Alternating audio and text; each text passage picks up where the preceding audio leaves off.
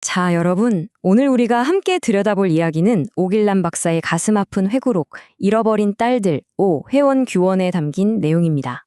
단순히 한 가족의 안타까운 비극을 나열하려는 게 아니에요. 오늘은 이 이야기를 통해 한 지식인의 치명적인 오판이 불러온 뼈아픈 실존적 교훈들을 좀 깊이 있게 파헤쳐보려고 합니다. 그 지독한 절망과 슬픔 속에서 우리는 과연 무엇을 배워야 하는지 저와 함께 그 여정을 따라가 보시죠. 나는 당신이 저 세상으로 갔다고 믿지 않소. 상상해보세요. 북한 당국으로부터 아내 신숙자 여사가 사망했다는 통보를 받았을 때 오 박사가 단호하게 내뱉은 말입니다. 이건 그냥 현실을 회피하려는 도피성 발언이 아니에요. 오히려 오늘 우리가 분석할 이 거대한 슬픔의 철학적 출발점이자 아주 강력한 감정적 응어리라고 볼 수 있죠. 그렇다면 여기서 아주 근본적인 질문을 하나 던져보겠습니다. 도대체 이 지독한 슬픔과 절망 속에서 우리는 무엇을 배워야 할까요? 이 질문이 바로 이번 이야기 전체를 관통하는 핵심입니다.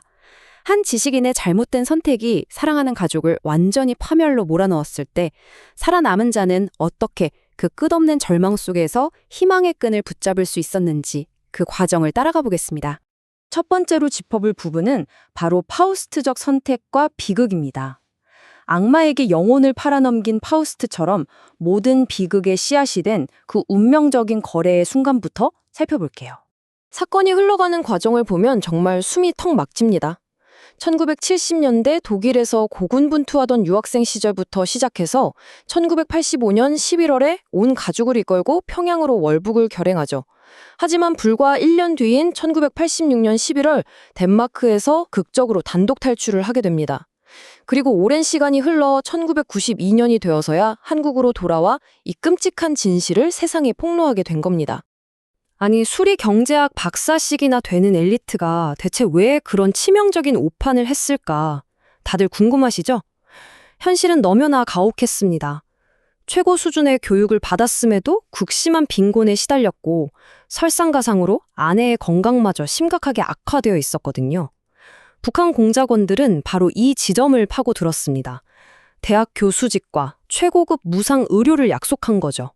가족을 어떻게든 살려보겠다는 가장의 절박함이 사회주의 유토피아라는 환상과 만나버린 참으로 안타까운 참극이었습니다.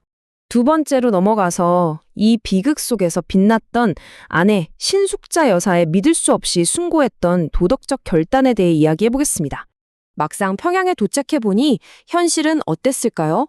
약속받은 대학 교수직은커녕 숨막히는 사상교육만이 기다리고 있었습니다. 오 박사가 15년 동안 치열하게 공부해서 쌓아올린 전문 지식은 그저 대남 선전 방송인 구국의 수리 대본을 쓰는 도구로 전락해버렸죠. 평생을 바친 학문이 체제선전 도구로 쓰일 때 이 지식인이 느꼈을 그 뼈저린 환멸감, 상상이 가시나요? 그러던 중 북한 당국이 오 박사에게 독일로 가서 유학생들을 포섭해오라는 지시를 내립니다. 이때 아내 신숙자 여사가 남편에게 이렇게 말하죠. 추악한 삶은 존귀하지 않다. 탈출하라. 와, 정말 이 대목에선 소름이 돋습니다. 가족은 죽어도 좋으니 당신이라도 홀로 탈출해서 이 끔찍한 실상을 세상에 알리라는 거예요. 칠흑 같은 비극 속에서 피어난 가장 결연하고 숭고한 도덕적 결단의 순간이었습니다. 세 번째는 탈출 이후 맞닥뜨리게 된 진실 공방과 그로 인한 깊고 깊은 절망의 시간입니다. 혼자 탈출한 대가는 너무나도 가혹했습니다. 북에 남겨진 아내와 두 딸, 혜원이와 규원이는 곧장 지옥 같은 요덕 정치범 수용소로 끌려가 버렸거든요. 나의 잘못된 판단 하나가 세상에서 가장 사랑하는 가족을 끔찍한 사지로 몰아넣었다는 사실. 이건 오 박사가 평생 동안 가슴에 품고 살아야 했던 말 그대로 죄책감의 절대적인 심연이었습니다. 이 사건 이후 역사적으로 아주 팽팽한 진실 공방이 벌어지게 됩니다. 우리는 양쪽 입장을 모두 객관적으로 볼 필요가 있는데요. 오길남 박사 측은 저명한 작곡가 윤희상이 월북을 권유했고 나중에는 남겨진 가족의 목소리가 담긴 테이프를 빌미로 제2북을 협박했다고 주장했습니다. 반면에 고 윤희상 작곡가 측의 주장은 전혀 다릅니다. 오 박사와는 애초에 친밀한 사이도 아니었고 오직 인도주의적 차원에서 남겨진 가족을 구출하도록 도우려 했을 뿐이라고 반박했죠. 분단 국가의 지식인들 사이에서 벌어진 참으로 복잡하고 비극적인 마찰을 고스란히 보여주는 대목입니다.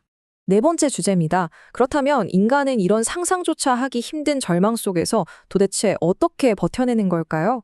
바로 슬픔 속에서 찾아낸 희망의 철학입니다.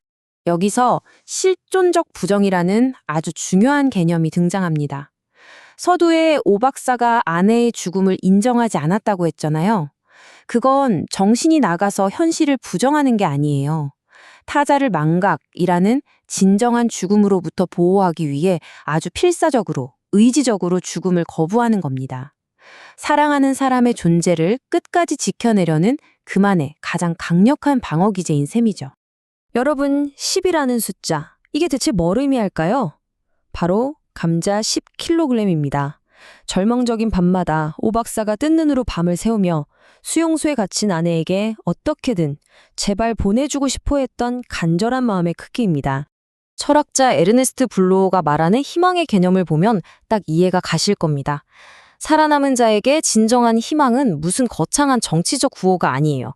방금 말씀드린 것처럼 수용소에 감자 10kg을 보내고 싶다는 애절한 마음, 30년 넘게 아내의 낡은 실반지를 몸에 지니고 살아가는 구체적인 일상, 이런 작고 본능적인 디테일 속에서 희망을 찾는 것, 이게 바로 포기하고 싶은 유혹을 이겨내게 만드는 진짜 생존의 동력이 되는 겁니다. 자, 이제 마지막 5번째 섹션, 우리가 이 이야기에서 반드시 기억해야 할 윤리에 대해 짚어보겠습니다. 이른바 기억의 윤리라는 건데요. 우리가 안네 프랑크를 기억하는 것 자체가 홀로코스트라는 거대한 폭력에 맞서는 강력한 상징이 되었잖아요. 똑같습니다. 북한 체제가 혜원이와 교원이의 존재를 지워버리려 할 때 우리와 국제사회가 끊임없이 그들의 이름을 부르고 사연을 기억하는 것, 이 행위 자체가 폭력에 저항하는 가장 강력한 윤리적 무기이자 희망의 실천인 겁니다.